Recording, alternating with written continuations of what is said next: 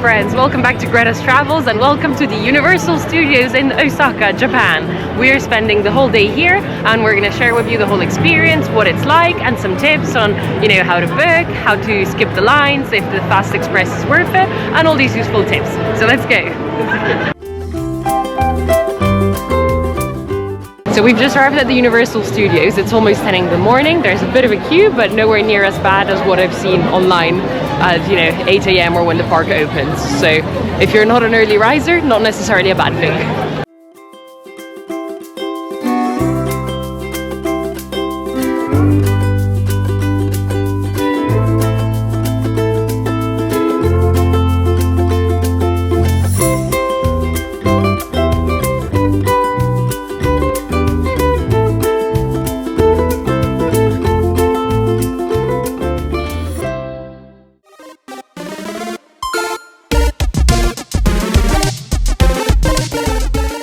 Super Nintendo World is probably the most famous attraction at Universal Studios Osaka, and I have to say, it really does live up to the hype.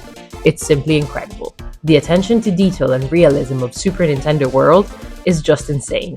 It feels like you're stepping into a Super Mario game, and there are so many interactive elements to it that it's just super fun to explore, for adults and children alike.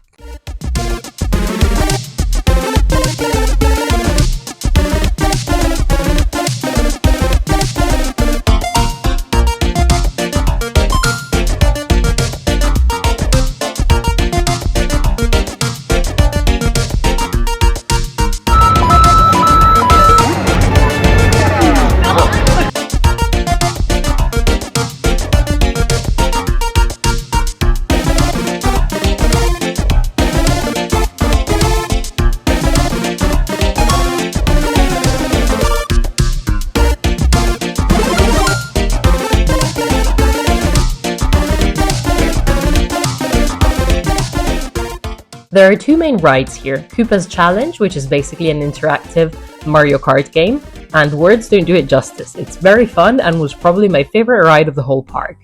And Yoshi's Adventure, which is a kid's ride really. If you're not visiting USJ with children, I wouldn't worry about queuing for this one. It's a nice little chill train ride on board a Yoshi-shaped cart, but nothing thrilling.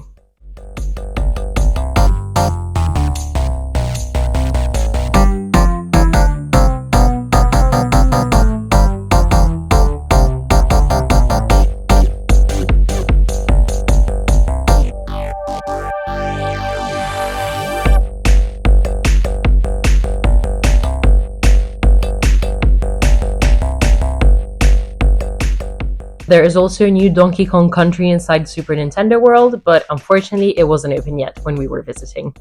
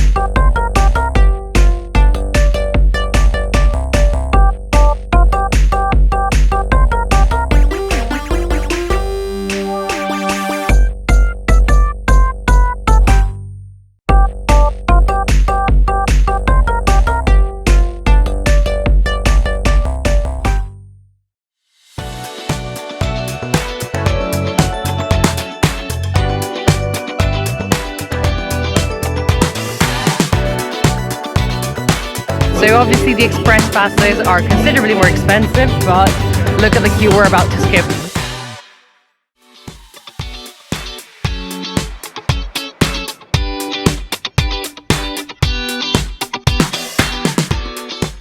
Everybody always wonders if it's worth spending the big bucks for an express pass, and I personally think it is, and not just for the queue jumps. The express pass guarantees you a timed entrance to Super Nintendo World and the Wizarding World of Harry Potter, the second most popular area inside USJ. If you don't have a timed entrance slot at Super Nintendo World, you might not be able to see it. That's why people go so early in the morning, to be the first into the park and to reserve a time slot for Super Nintendo World. But if you have a timed entrance guaranteed, you can rock up at 10 AM like we did.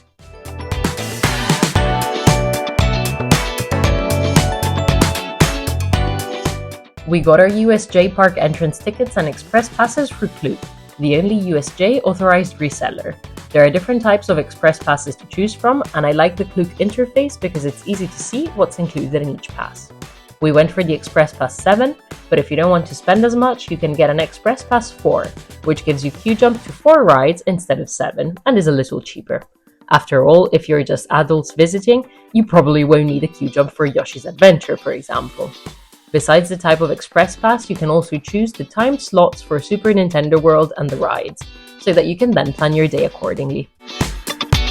Let's go check out the Hogwarts section.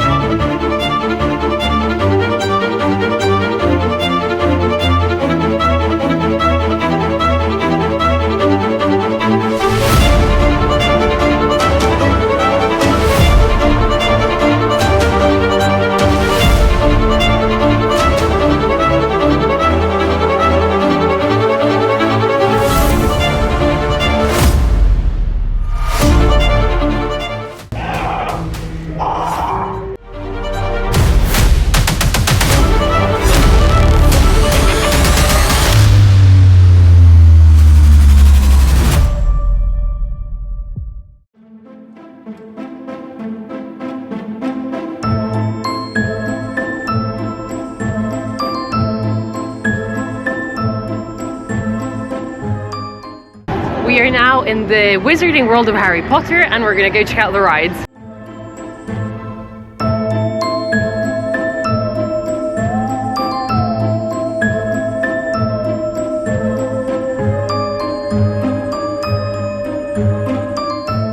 Up next, my second favorite area at USJ, the Wizarding World of Harry Potter. I've been to the Warner Bros. Studios outside London, and honestly, this was way cooler. It might not be the original set, but Hogsmeade is done so well with all the shops and areas to explore. It's so fun and a must for any Potterhead. I also loved how interactive this one was, with various spots around Hogsmeade where you could wave your wand and magic happened.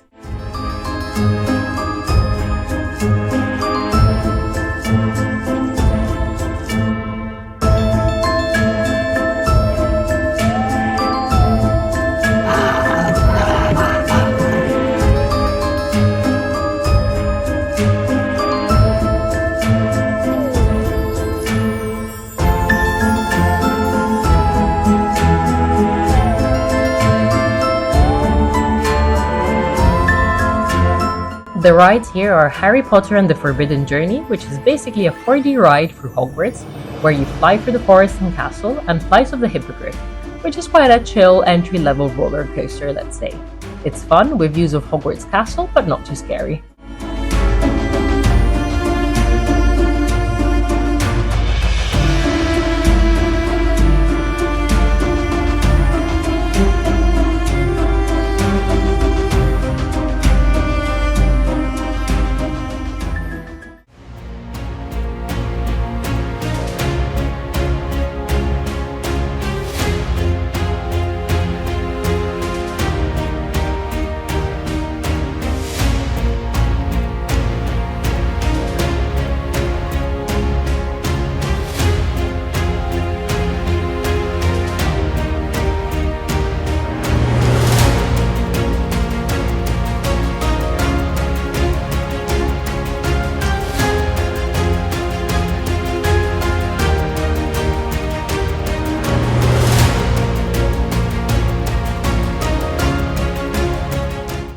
So we did the Flight of the Hippogriff in the Wizarding World, which is definitely a more chill ride, and we just did the Flight of the Dinosaur, and this one's definitely scarier. It's quite terrifying. Look, it's coming now. You go like face down. Look at these guys.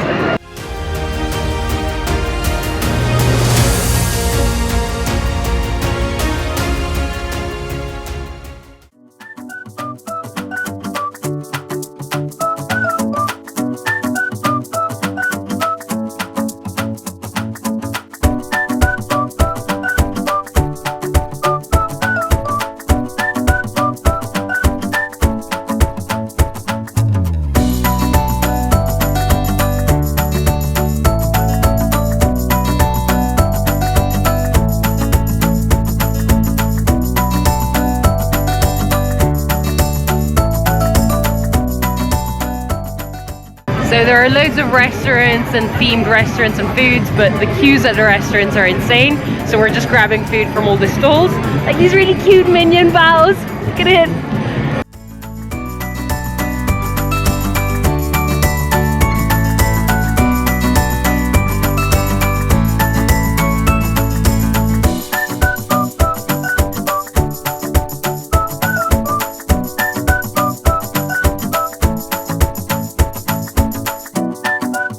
The themed restaurants at USJ are almost as famous as the rides, if not more in some cases. So for example, you want to eat at Kinopio's Cafe, be ready for big queues. We decided we couldn't be bothered queuing and didn't want to waste time sitting down, so we just ate from the stalls. There are food carts all over the park, and they're also themed for each area, serving all sorts of fun and delicious food. You'll also find water fountains throughout the park to refill your water bottle. Breakfast of champions at Universal Studios.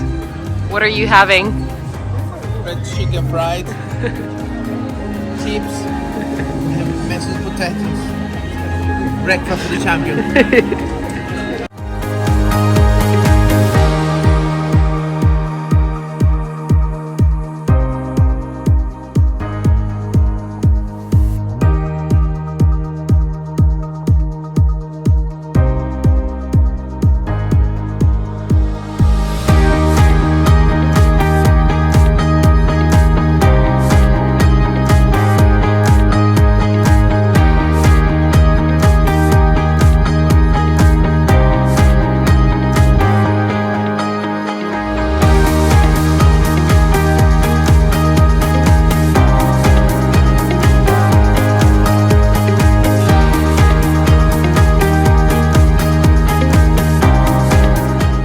Thanks for watching, guys. I hope you enjoyed this video about going to the Universal Studios Japan in Osaka. It was such a fun day, but so long. We are so knackered. If you have any questions about visiting, please drop them in the comments below and I will make sure to answer. If there's anything more you want to know, I've also got a blog post and there's links all in the comments and in the description of this video. Thanks for watching, and make sure to like and comment and subscribe and come back next week for a new Japan video. Thank you. Bye.